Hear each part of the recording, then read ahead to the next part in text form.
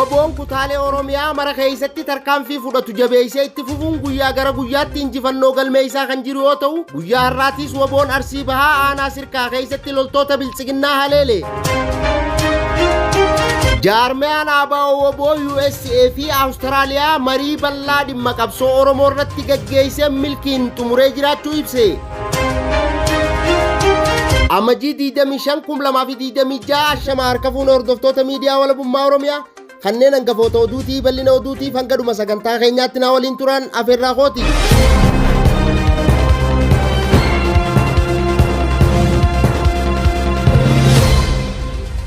Waboon kutaalee Oromiyaa mara keessatti tarkaanfii fudhatu jabeessee itti fufuun guyyaa gara guyyaatti injifannoo galmee isaa kan jiru yoo ta'u, guyyaa har'aatiis waboon Arsii Bahaa aanaa Sirkaa keessatti loltoota bilchiginnaa haleele. Bal'ina oduutiif jaalduniyaan waan qindeeffatte qabdi.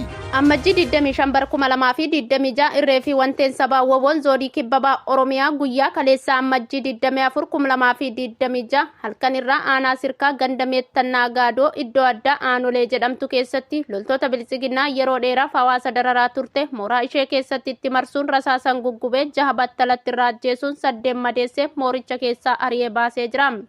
Loltoonni bilchiginnaa lola sanirraa haftee ganama har'aa erga lafti bari'ee lafoota garagaraa humna dabalataa waammachuun reeffaa fi madoo ishee guurrataa turu odeeffannoon dirree lolaa irraa nu qaqqabe ifoomsee jira. Injifannoon uummata Oromoof. Jaarmiyaan ABO waboo USA fi Awustiraaliyaa marii bal'aa dhimma qabsoo Oromoo irratti gaggeessee milkiin xumuree jiraachuu ibse. Bal'ina oduutiif jaalduniyaan waan qindeeffatte qabdi. Amajjii 25,2026 jaarmiyaan ABO waboo biyya alaa damee Ameerikaa fi Awustiraaliyaa amajjii 25,2026 marii bal'aa dhimma qabsoo bilisummaa Oromoo irratti xiyyeeffate milkiin akka xumure ifa godheera. Mariin kun haala yeroo qabsoon bilisummaa Oromoo itti deemaa jiru, rakkoo mooraa qabsoo keessatti mul'achaa jiruu fi furmaata waaraa argamsiisuu danda'u irratti marii gadi fageenyaan taasisuun gaggeeffameera.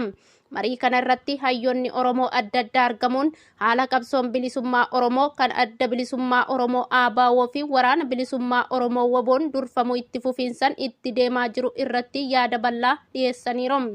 Akkasumas rakkoo mooraa Oromoo keessa fi alaa mudachaa jiru sababoota isaa fi furmaata qabatamaa irratti mariin bal'aan taasifameera.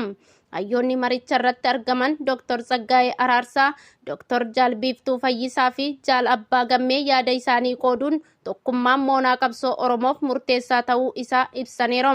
Isaan kunneen tokkummaan moonaa qabsoo jabaachuun qabsaa'ota diinan diigaman dura dhaabbachuun injifannoo qabsoo Oromoo saffisiisuu keessatti gahee guddaa akka qabu ifatti ibsaniiru. Akkasumas miseensotaa fi deeggartoonni jaarmiyaa ABO waboo biyya alaa kan Dr. Fu'aad Abdallaatiin hoogganaman maricha irratti hirmaatanii gaafilee fi yaada ijaarsa ta'e kaasanii.